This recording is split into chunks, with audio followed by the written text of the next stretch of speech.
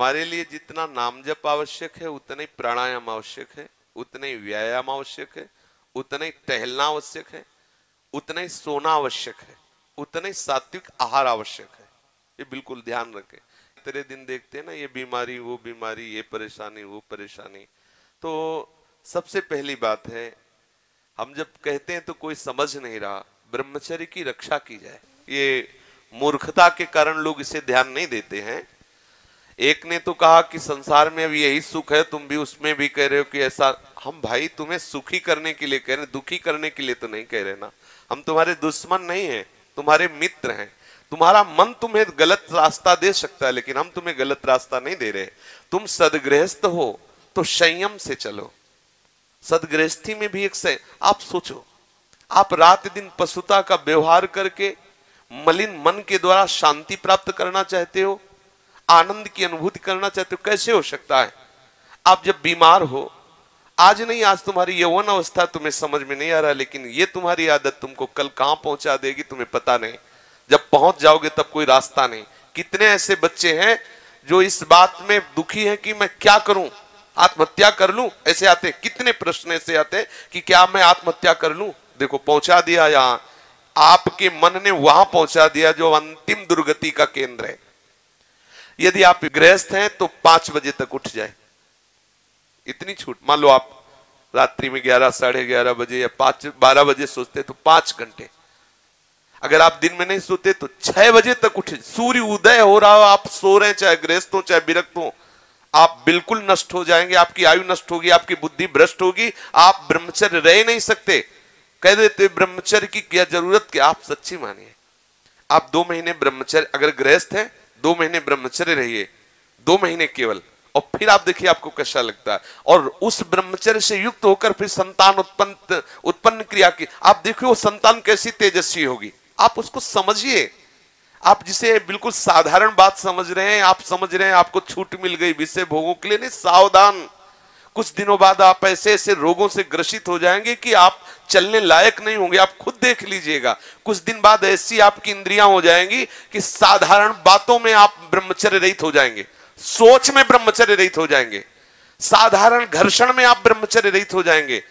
ऐसी स्थितियां आती हैं जिनमें मतलब कितनी दुर्दशा हो जाए, चाहे वो स्त्री शरीर हो चाहे पुरुष शरीर। ऐसा नहीं कि केवल ब्रह्मचर्य पुरुष शरीर के लिए, दोनों के लिए ब्रह्मचर्य है। अगर आप गलतियों से युक्त हो जाएंगे तो स्त्रियों में ऐसे रोग हो जाते हैं जिनके कारण उनको चलना फिरना मुश्किल हो जाता है, उनके शरीर की पूरी स्थिति बिगड़ जाती है। ब्रह्मचर्य दोनों के लिए आवश्यक है। कुछ लोग प्रश्न करते हैं कि गृहस्थ आश्रम में ब्रह्मचर्य का अस्तित्व नहीं। आप देख लो, अगर साल 2 साल में आंखों में कम ना दिखाई देने लगे तो बताना। अगर घुटने दर्द करे, कमर दर्द करे, चलने पर आपको चक्कर आने लगे, देखना, खुद देखना। एक शरीर है, उसकी एक नियत क्षमता है, आप उसके अनुसार चल। गृहस्थ का मतलब ऐसा थोड़ी कि तुम्हारे लाइसेंस मिल गया भोगों का कि तुम मनमानी गंदे आचरण करो और तुम स्वस्थ। शरीर है तुम्हारा, कोई सोने चांदी का थोड़ी बना है। सोने चांदी का भी घिसोगे तो पतला जाएगा, वहां नष्ट हो जाएगा। भाई किसी भी चीज को इसका एक संयम है। देखो हमने पढ़ा है, शास्त्रों में भी पढ़ा है, जब भगवान गरुण जी की उत्पत्ति करने का संकल्प हुआ ना कश्यप जी को, तो 10,000 वर्ष तक ब्रह्मचर्य रहे। और फिर जब माता विंता के गर्भ में आधान किया तो अरुण और गरुण जैसे महापुरुष पैदा हुए। अगर आप 5 वर्ष ब्रह्मचर्य रहे केवल इसलिए कि जो हमारी संतान हो वो बहुत देशभक्त, हरिभक्त, बलवान, विद्वान, ज्ञानवान हो, और आप नियम से दोनों भजन करो, और 5 वर्ष बाद गर्भाधान करके संतान उत्पत्ति के शास्त्र सिद्धांत, अगर वो महापुरुष न पैदा हो तो बताना। अब ये खान पान ठीक नहीं, आचरण ठीक नहीं, पवित्र नहीं हो। एक किसान भी खेती को सुरक्षित और तैयार करता है तो उसमें अच्छी फसल होती है। तुमने ब्रह्मचर्य को जाना ही नहीं, इधर उधर से हर तरह से भ्रष्ट आचरण, अब वो संतान कैसे हुई? अब देखो हंसी मजाक की बात है, हम देखा गोदी में चश्मा लगा है, भगवान गोदी में है, शुगर है 500। अब बोलो इनको जवानी आएगी कभी? क्या हुआ? ये गलतियां हो गई, संयम बर्ताव नहीं किया गया, वीर में वो सामर्थ्य नहीं रही कि संतान को तेजस्वी ओजस्वी बना सके। अब इन बातों को कहा जाता है गुप्त रखो, गुप्त मरो। भाई आप जिसे कह रहे हैं सब कहने सुन तो देख लो, आगे तुम्हारे आ जाएगा। अगर उठने में तुम्हें तकलीफ ना होने लगे कहना, अगर बादाम ज्यादा खाओगे तो लीवर खराब हो जाएगा। देख, कुछ दिन बाद देख लेना, ये जो लोग कहते हैं ना कि अरे बाबा लोग सब कहते हैं, देख लेना तुम्हारे पुरखा पानी पा जाएंगे। तुम तो हमारी आत्मा हो, इसलिए हम तुम्हें प्यार से समझाते हैं। जैसे हम कहते हैं तुम ब्रह्मचर्य रहो, हस्तमैथुन मत करो, गंदे आचरण मत करो, व्यभिचार मत करो। ये ब्याह की जो एक प्रक्रिया है आपको एक सीमित बांधने के लिए है कि आप भ्रष्ट आचरण न करें, आप धर्म से युक्त होकर भगवत मार्ग में चलें, आराधना करते हुए एक आराधक की तरह एक संयमित जीवन व्यतीत करें। लेकिन वो माना जाता है कि बाबा लोग हैं। कुछ लोग कहते हैं पहले खुद को देख लो, बाबा लोग जेल में हैं। एक खेती में सब फसल एक जैसी नहीं होती। अगर कहा जाए कि सब दुकानदार बेईमानी होते हैं या सब खेती में एक ही जैसी फसल नहीं, कोई गन्ने की भी फसल, गन्ने में भी कई क्वालिटियां होती है, आलू की भी कई क्वालिटियां होती है, ऐसे अलग अलग वृत्ति है, अलग अलग भाव है। तो हमारी बात को आज अगर नहीं मानोगे तो कल तुम्हें पछताना पड़ेगा, पक्का समझ लीजिए। संयम से चलो, गृहस्थ धर्म में रहते हुए भगवत प्राप्ति के योग्य हो जाओगे। जब आपको ऐसा लगे आपके पास तो व्यवस्था है, लगा कि अब मैं नहीं रह सकता, तो भगवान ने आपको इसीलिए रास्ता दिया है गृहस्थ का कि आप पति पत्नी मिलकर के काम पर विजय प्राप्त करें। इसलिए नहीं दिया कि आप भ्रष्ट होते रहे। समझिए, आपके पास किला है, किले की आड़ से आप अपने को बचा सकते हैं, लेकिन विरक्त मैदान की लड़ाई है। ये जो लोग कहते हैं ना कि गुप्त रूप से नहीं, भूल न दे कुमार, ऐसा नहीं होता।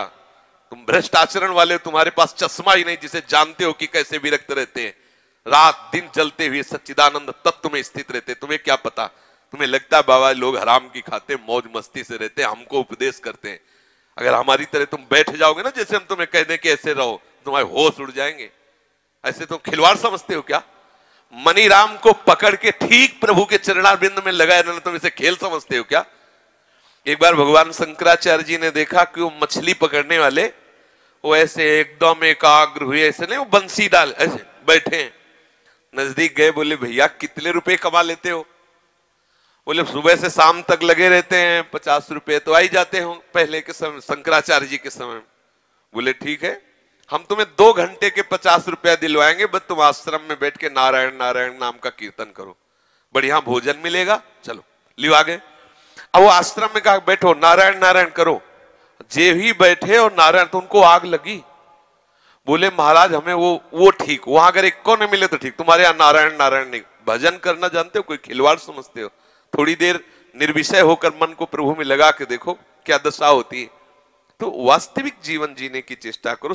गृहस्थी कोई वो मार्ग नहीं कि तुम गंदे आचरण से चलो, ऐसा नहीं है। हम आपको दिखाएं, पति पत्नी सहित हैं और आजीवन ब्रह्मचर्य का नियम लिए हैं, और 35 साल की अवस्था है, दोनों सुंदर है, अपने ही समाज में है, अपने ही पास है। ऐसे कितने लोग, एक दो थोड़े, ऐसे कितने हैं 30-35 की अवस्था आजीवन के लिए संकल्प वृंदावन में करके संकल्प करके। अब बोलो कितनी बड़ी हिम्मत की बात है। दोनों नौजवान हो और संयम से भजन करने का नियम तो ये है। अब इनको कौन भ्रष्ट कर सकता है? जब स्वयं की सुंदरी पत्नी के साथ उन्होंने संयम का नियम ले लिया तो इन्हें कौन भ्रष्ट कर सकता है? ये जो उद्दंडता है इसे छोड़ो, बहुत हानि है, बहुत हानि। ब्रह्मचर्य हानि का मतलब है तुम रोज मर रहे हो, रोज मृत्यु को गले लगा रहे हो। एक नियम से चलो, एक संयम से चलो, जो एक शास्त्र मर्यादा है, तो उससे क्या होगा कि आप आनंदित रहोगे और एक दिन आपको वैराग्य हो जाएगा। उद्दंडता करोगे तो ये माया है, तुम्हें नष्ट कर देगी। 4 दिन का जीवन है, जितना आपका वीर क्षय होता जाएगा उतने आपके यंत्र सब खराब होते जाएंगे। अभी जवानी है ना, तो अभी नहीं समझ में आते, बाबा जी चिल्ला, ऐसे कितने लोग बोलते हैं बाबा जी कहता है ऐसा वैसा। बाबा जी नहीं कहता, देख लेना, परिणाम देख लेना। ये तुम्हारे जितने भी अंग हैं, जो प्रधान अंग हैं, इनको जब वो पहुंचेगा नहीं ना, तो ये सब देखो, गाड़ी में ना डालो पेट्रोल तो खराब हो जाएंगे। और इसके बाद आप अच्छे अच्छे पदार्थ पाओगे तो लीवर में उतनी सामर्थ्य नहीं रहेगी, वो पचाना बंद कर देगा, आपकी बहुत हानि हो जाएगी। संयम से चलोगे तो आनंदित रहोगे। संयम एक बहुत बड़ा पावर है। सोचो कितना आनंद है उसके रोकने में, जिसके निकालने में आप आनंद समझते हो। ये शास्त्र जो अनुभवी महापुरुषों ने किया है, लिखा है, तो उसको हमें अनुभव करने की जरूरत नहीं, अपने गुरुजनों की बात मान लेते हैं। देखो, एक होता क्रिया से अनुभव करना और एक होता ध्यानस्थ अनुभव करना।